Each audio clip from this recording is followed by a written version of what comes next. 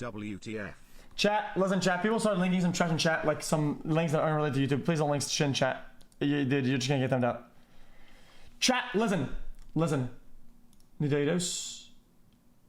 Oh, actually true. Hello, everyone. Okay. Okay, chat, have you seen this before? Here. When you call customer service and hear this, to ensure quality service, your call may be monitored or recorded. they're not kidding.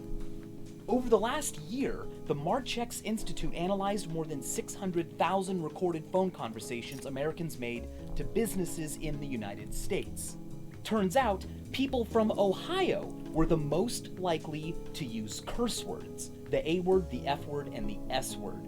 Washington State residents were the least likely to use Can somebody bad tell words. me what the fuck this wide hard ass motherfucker Because they're closer to Canada, dude. TW this her can't single man. But what makes a word bad? Ooh, well, be careful, because etymologically speaking, even the word bad can be considered a bad word. It began in Old English as a derogatory term for an effeminate man. 80% of swear words overheard in public in 1986, 1997, and 2006 were essentially the same.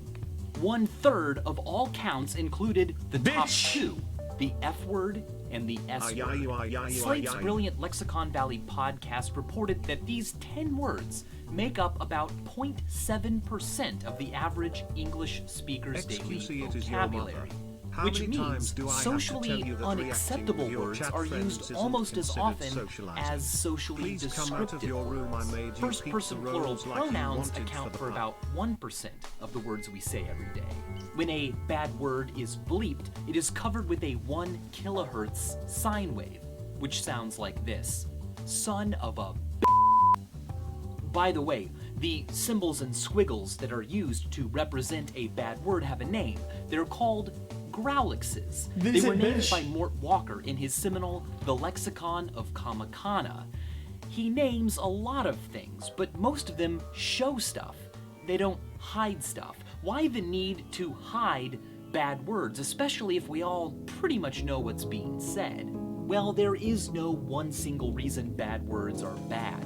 Steven Pinker, in his excellent lecture on the topic, delineates 5 types of swearing. Old YouTuber. First of all, some words are bad on purpose. They are created and or used with the intent to hurt others. He calls this abusive swearing, using words to insult, humiliate, objectify, or marginalize disfavored people. Like cocklord? Now, if that disfavored person is God, we're talking about supernatural swearing, which was particularly taboo in Victorian times.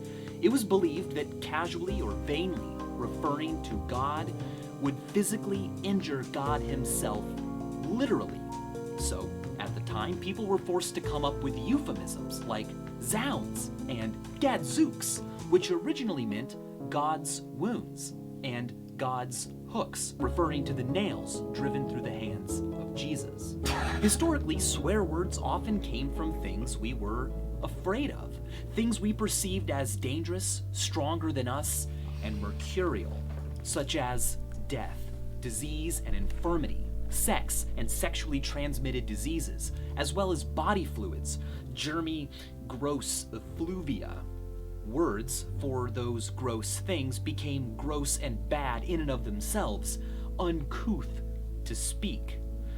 But not all words for gross things are socially unacceptable, which brings us to Pinker's second type of swearing, emphatic swearing. Emphatic swearing is where the tabooness of bad words becomes quite practical. You wouldn't usually use those words, but when you really want to convey that your current emotions matter more to you than proper social conduct, you can use them. Dysphemism. A euphemism is a kind, acceptable word that allows you to talk about something unpleasant while simultaneously letting everyone know you totally get that it's unpleasant and want to respect that. For instance, if you want to be professional, you wouldn't say shit, you might say defecate. If, on the other hand, you really want to drive home just how unpleasant the experience was, dysphemisms can help out a lot. It wasn't a bag of canine defecation you found on your front porch.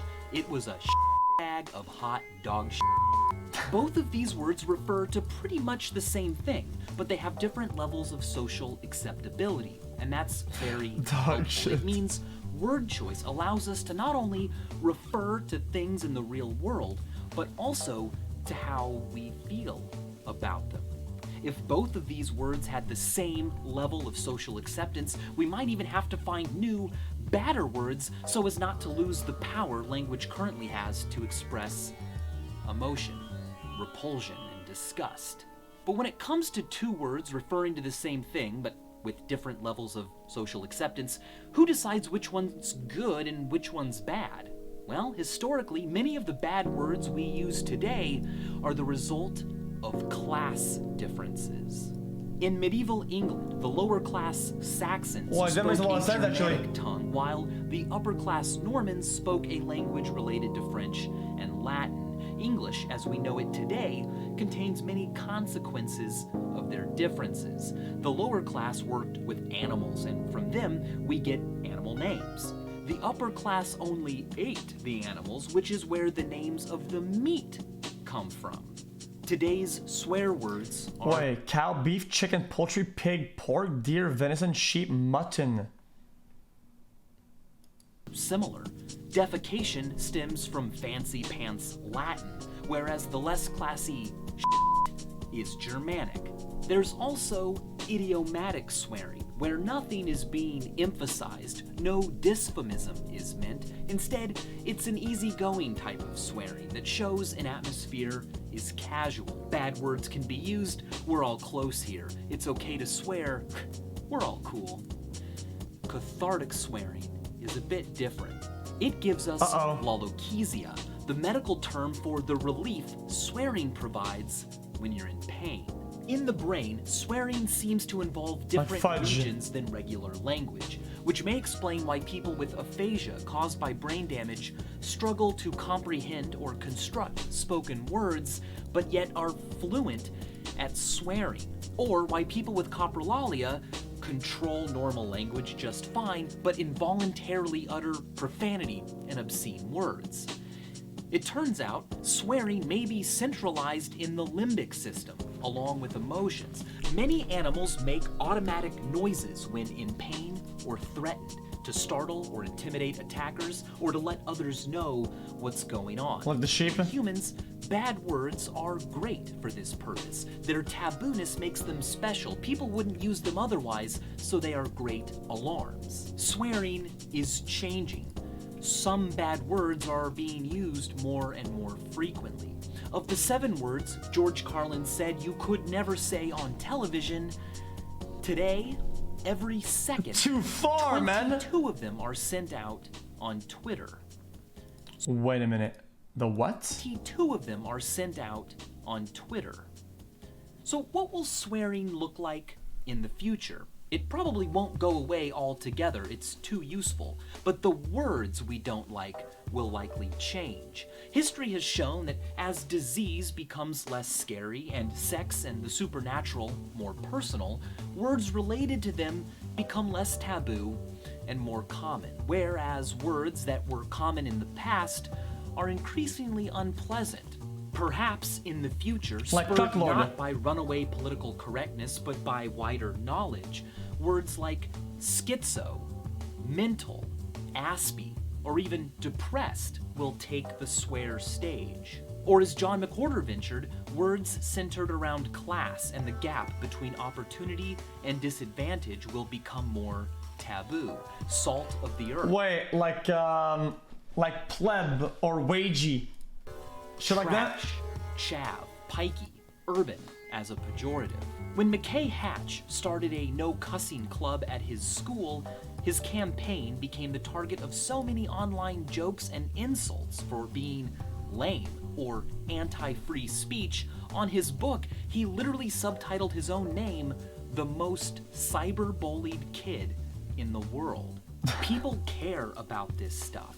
Is it censorship to tell us what we can and cannot say? Or is it a safety seal, ensuring certain dysphomisms don't get worn down to a quotidian bluntness like every other word? Or is the badness of bad words a boundary, a moving boundary of what we reject. Sometimes arbitrary, sometimes irrational, but always moving in the direction of acceptance, moving forward. Crime and inequality have existed ever since they could. Yeah, But you're when right. Why is he in a jail? Chat, why is Michael in a fucking jail? Existed ever since they could. But when NWA released a reaction in the form of a song with a bad word in the title, F the police, the Federal Bureau of Investigations released a statement against the song. It was the only time up until then and since the FBI has ever issued an official statement about a work of art. Bad words have power. If you want to push for change, you'll need something to push. If everything's fine, nothing's cool. So, bad words are the precipitate of a larger reaction. That's how I feel with the chat, of dude. us slowly becoming what we want to become. Yeah, dude. That's some deep. Guys, we just learned about And as ourselves. always, thanks for watching. We just literally learned about ourselves. And as all want to become, of us slowly becoming what we want to become. That's some deep shit. So, bad words are the precipitate of a larger reaction. Did we the not? process of us slowly. Wait, hold on. If you want to push for change, the song about a work have Where's that? power. You'll need something. Everything's fine. Nothing's cool. There you go. Everything's fine, everything is cool. That's the quote, dude. Everything is fine, everything is cool. That actually makes a lot of fucking sense, dude.